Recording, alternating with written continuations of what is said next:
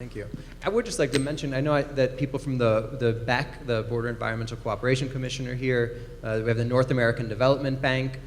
These are both institutions that work closely together on these issues. A board member of the institutions are here, Denise Duchesny. That's their job actually, is to look at the environmental issues in the border region. It was created out of NAFTA, sort of with the realization that with bigger trade and closer economic relations, we would have environmental issues that needed to be looked at. So that's one other answer to the question, is really utilizing those resources that were created to address those issues. We have an interesting question here also via Twitter. The US military has a huge presence in the region. Fort Bliss is certainly one of those pieces of it. What is their role in the ideal US-Mexico border? The active duty military really doesn't have a role the last thing we want to see, and the last thing that I think we would expect, is to militarize the border. We learned, frankly, I think we pick up technology and training and things that have been utilized as a result of the investment in R&D and the investment in the military, and we are happy and grateful for those things. But militarizing the border sends every negative message to, as I think Alejandra said earlier, our neighbors. Yeah, I've been at Alejandra's urging, working with the former U.S. ambassador to Mexico and the State Department and the Secretary of State, because their current designation for Juarez not only makes it hard for, they have a travel advisory, not only makes it hard for staff and professors at UTEP to visit Juarez, but every single soldier, and there are 35,000 of them at Fort Bliss, and all their family members are prohibited from entering Juarez today, in part because of that classification. Alejandra, civil society, Mayor Serrano, and others have made incredible transformative leaps in terms of security in Juarez. No one will say that they're where they want to be yet, but if we're going to have a travel advisory for Juarez, let's have one for New Orleans, let's have one for Detroit, let's have one for Baltimore, let's have one for Washington, D.C. So that's how I'd answer the military question. Let's get those service members experiencing the amazing things that you and I take for advantage, being able to cross the border. Yeah. Thank you.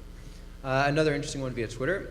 Could opening borders for trade eventually lead to opening borders for people, or will they remain separate issues? I mean, this is obviously NAFTA, North American Free Trade Agreement, did a lot to lower the barriers for commerce and actually for capital as well. But the other piece of the puzzle, one of the pieces of the puzzle that was left out at the time, was labor mobility, migration. There was a small TN or NAFTA visa that was created, but compared to sort of the size of the flows that we have of people across the border, it's a very small piece of the puzzle. What do you think? Is it possible for increases of trade and the experience of working together, building things together, to lead towards labor mobility, increased labor mobility? Absolutely. I think that there is the ability to have the movement of people to visit, shop, work, get their education at a higher education, receive their four-year degree, doctorate degrees, et cetera, and or decide to stay in this country if they want, or simply to work and go back home, because that's the difficulty. If you do come here illegally, you do want to work, you do want to contribute, but you're nervous about going back and forth because the risks of getting discovered is higher and higher, and that is you're separating families, you're separating people that you love, but you send your money back home because that's the way you're going to provide for them. But again, the federal government has got to get this. They have to have the courage to move this and move it quickly and to discuss it honestly and without politics. These are human people these are human beings who want to be able to provide for their families going back and forth, but yet we have to make sure that when that happens, that there is safety. We know who you are in the sense of we don't intend to cause you harm, you don't intend to cause us harm. People from other countries coming through the border from other parts of the world don't intend to cause us harm either, or vice versa. But yes, America is made of immigrants. And we embrace that. We want to have that. And it increases the opportunities of us to be able to have greater ideas, bigger ideas, because we have a difference in our cultures, and sometimes a difference throughout the United States and throughout Mexico. I was over at Artesia when we had Central America, and we had that influx of where I went in Artesia was of mothers and children in this one camp where the Border Patrol was being trained. So it was not meant to be a facility for housing children and mothers. And I sat and visited. I went down and I visited with these families, and I visited with a mother. She had her 10-month-old child on her back and carried that child through the desert. And I was able to speak to her in Spanish, and we visited for a while. And she knew I wasn't there to, cause her any harm or deport her or do anything. I just wanted to know what happened that caused the urgency of this influx of folks. And she says, I had to choose between my 10-year-old and my 10-month-old. And my 10-month-old needed me. And my 10-year-old could stay with my mother-in-law. And these are the disastrous responses. This is the horrible things that happen to families when there isn't the courage to move and move quickly to resolve our immigration issues, to make sure that they're comprehensive and that two things happen at the same time.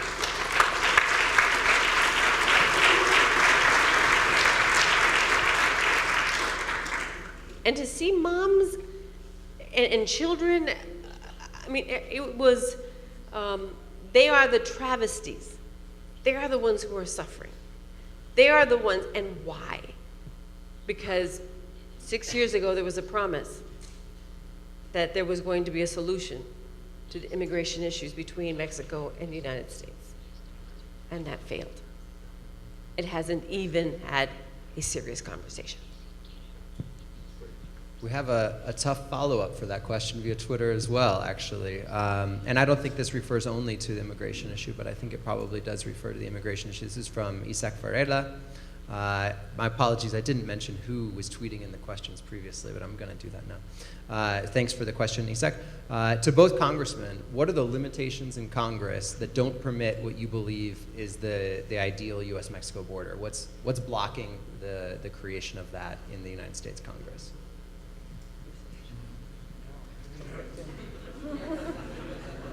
Well, it's how we started the beginning of the show.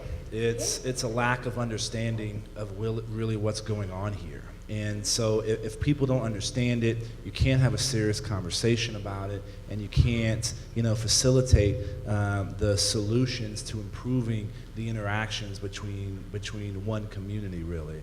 And so that is when you address that problem, and we get enough people up there that believe that way, you get a large enough posse, you can be able to solve these problems. And so is it solvable, Congressman? I mean, Yeah, are we absolutely. stuck at that point, or do you have the sense, as someone who's a part of these conversations every day? I think it is solvable, and there are people in Washington that have the political courage to go out and try to solve these problems. And you got to start with what is the vision that you're trying to achieve, and then how do you actually have that tactical plan to achieve that. And so that means you got to have enough votes. You got to have 218 votes to get something approved. And I think there's enough people and there's willingness across the aisle in order to get things done. And what I've been interested in, interesting to me in this Congress, there's a lot of freshmen like me that have come in and whose goal is to actually get things done. And it's not to burn the place down. It's not to just sit there and beat your chest. And so there are folks, both Republican and Democrats, that are trying to solve these serious problems. And it starts with educating enough people and working to see this so we get them on our team. Yeah, let me add to that. I think that it will also involve compromise. And I'm with Governor Martinez. I want comprehensive immigration reform, and I want to do it now. The reality that I'm having to accept and the compromise that I'm having to accept with that is that comprehensive immigration reform is not on the table. I cannot unilaterally make that happen. We've worked on bills. I worked on one with Steve Pierce that would address the unique immigration issues that we see here for the family members of U.S. citizens who are barred for a lifetime from re-entering the United States on technical immigration violations. We've offered a bill to have greater oversight and accountability in enforcement on the border. Those are pieces of it. Steve Pierce and I won't agree on the comprehensive solution, but we can make some progress. And the last thing I'd say is a positive counterpoint to Governor Martinez's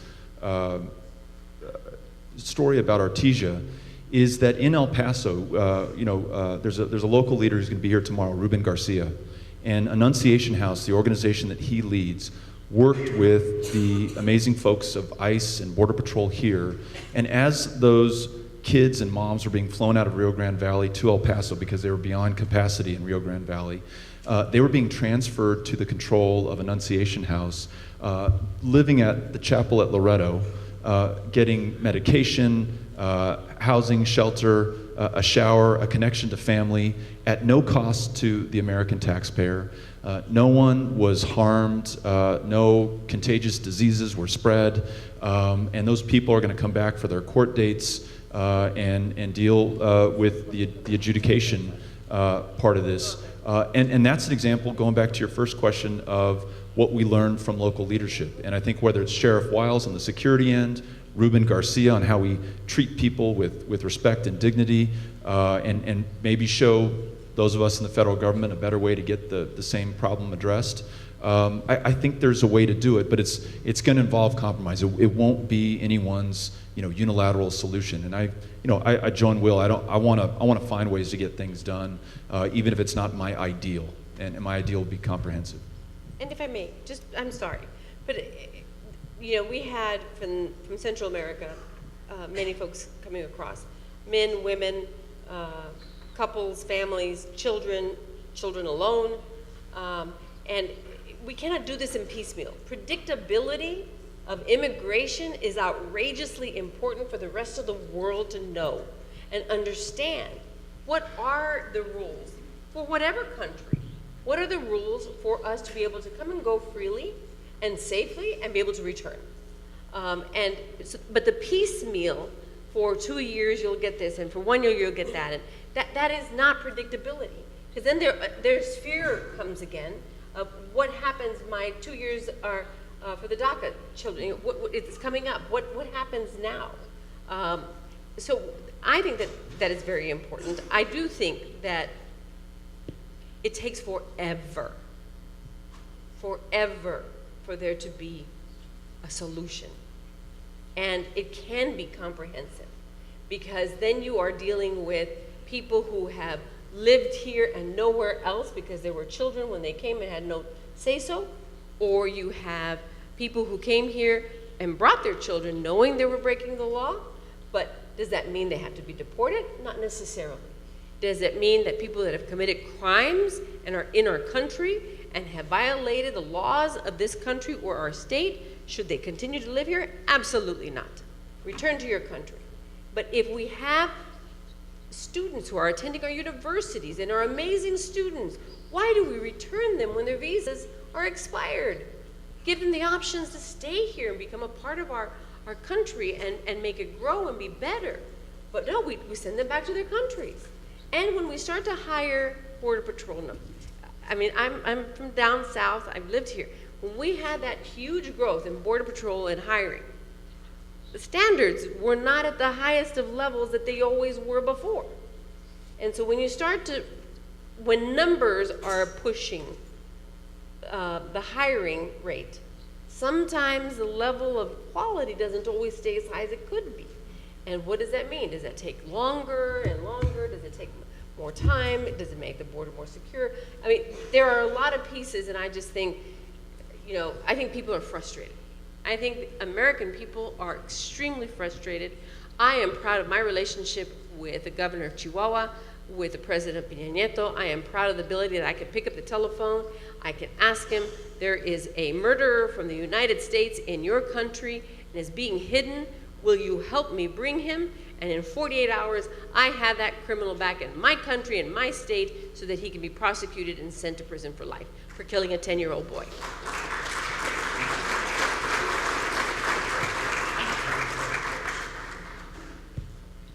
we have time for a last question, or am I, okay? Because I have a good one. This is from Victor Manjarrez, who works here at UTEP, and he asks, how does the panel see research universities such as UTEP playing a part in influencing what the border could look like in the future? And I know that there's special partnerships actually between the Department of Homeland Security and several universities across the country, so that's probably one piece of the puzzle. But what is the role that a university like UTEP can play in building this ideal border that we're talking about? I think the partnerships, particularly with UTEP, but also with others, are very helpful. One is certainly on, and the governor mentioned this, and I don't think it's any secret, there was a time when we had all that money in 2007 and 8 to hire Border Patrol agents, and we didn't do as good a job of screening them as we should have. The university here has really taken on, and some of their researchers, use of force issues. The work of the Border Patrol and certainly Customs and Border Protection officers can be very dangerous. If they don't have the techniques and the tools to de-escalate situations, or technology that may be less than lethal, if they only have their sidearm to be able to go to, that often leads to some very dangerous situations for all of the parties involved. So on the use of force issues, we've had a very good relationship, and the research that's been conducted out of UTEP is helpful. We really need to expand that. Thanks very much. Well, we've had an amazing panel, a great discussion. We've got a great group of people here: Congressman O'Rourke, Congressman Hurd, Commissioner Kurlikowski, Governor Martinez, and Senadora Murillo. Thank you all very much for being here. Let's give them a big hand.